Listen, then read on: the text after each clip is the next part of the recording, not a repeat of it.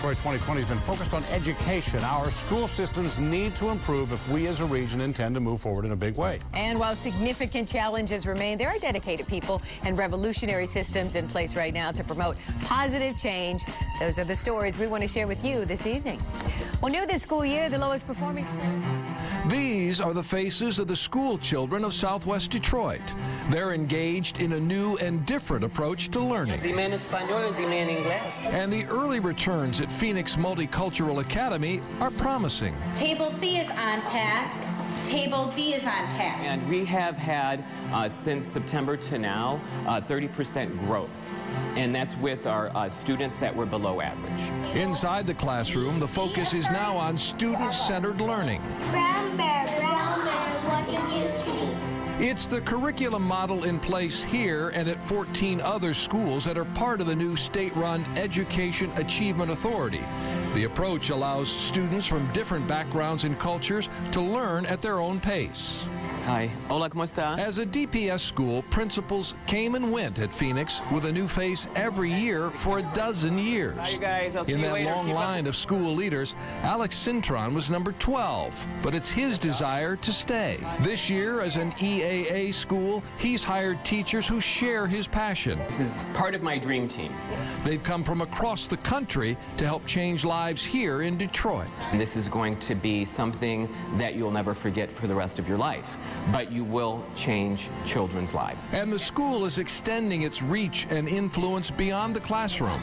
Vanya Ruiz is a parent community liaison who works to meet the needs of students and their families in the Southwest Detroit community. We're able to link parents to organizations that may provide those resources. If it's a language barrier, if it's housing, whatever it is, we're able to create a community atmosphere here at the school. Cody High School on Detroit's west side could easily have been one of those schools in the new EAA. But a turnaround plan for that school was already in place. Dave Llewellyn continues our look at challenged schools with an explanation of Cody's strategy to divide and conquer. The sprawling building near Southfield and Joy Road is definitely showing its age. Cody High School was built to serve the growing population of Detroit in the 1950s. But over the decades, things changed, and those changes weren't always good for Cody. There was a lot of gang violence. The attendance rate was awful. The graduation rate was even worse. How many tens I got? Tanya Ray has been a math teacher at Cody for 12 years. Something had to be done. So 5 years ago, Cody began a total transformation.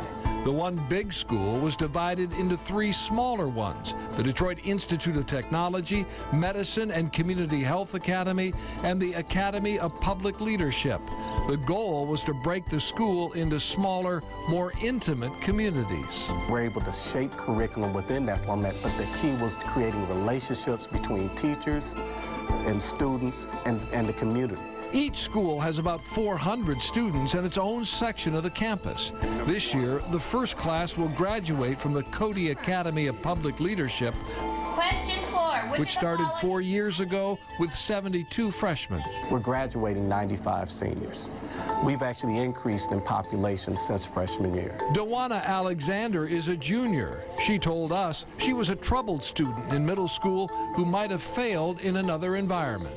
I probably would have dropped out or gave up or been kicked out or something worse. 54. But now she plans to graduate and go on to college. I love school now.